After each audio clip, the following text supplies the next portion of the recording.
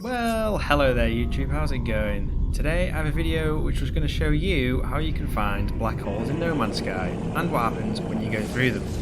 Exciting, eh?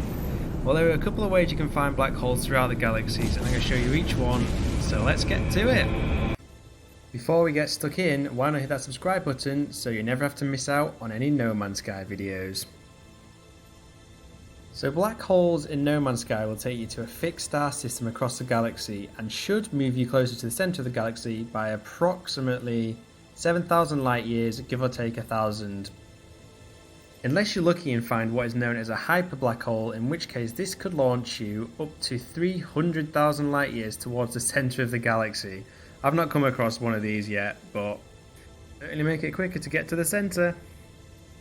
You may be thinking that if your starship has a long hyperdrive range, that if I warp a few times without my starship, I can go further than 7,000 light years and I don't have to bother hunting for black holes. Whilst this is true, you won't be travelling 7,000 light years directly towards the centre of the galaxy because you're going to be zigzagging between systems, so you may have only gone around 3,000 light years towards the centre. Black holes, on the other hand, will transport you directly towards the centre without taking any zigzag detours via systems, so you will go further with black holes than warping a few times. One thing that will happen once you've gone through a black hole is that at least one technology module inside your starship's general inventory will be damaged, but ones in your technology inventory will be safe. So if you've got some space in your technology inventory, why not plonk a few tech modules in there? And if you don't, be prepared to fix one or two and maybe have a bit of resource gathering to do once you've finished warping through a black hole. Moving on, there are two things you're going to need before hunting for black holes. The first of which, you should have your hyperdrive built on your starship, and this is really early on, so I'd be surprised if you don't. And you should have a couple of warp cores spare because you're going to probably need to warp to a few systems in order to find these black holes. Unless you're in a system which already has a black hole, but then you wouldn't be watching this video, am I right?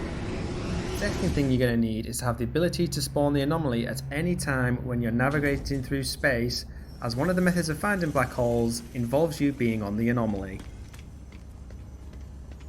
The first method to find a black hole is to follow the Atlas story path. Towards the end of the Atlas path, you should have an objective to find a black hole. And once you get to this point, you should also be able to see black holes in and around your galactic map. And on a side note, if you're a beginner to No Man's Sky, I would highly recommend following the three main story paths, because they're very good at getting you set up for the game.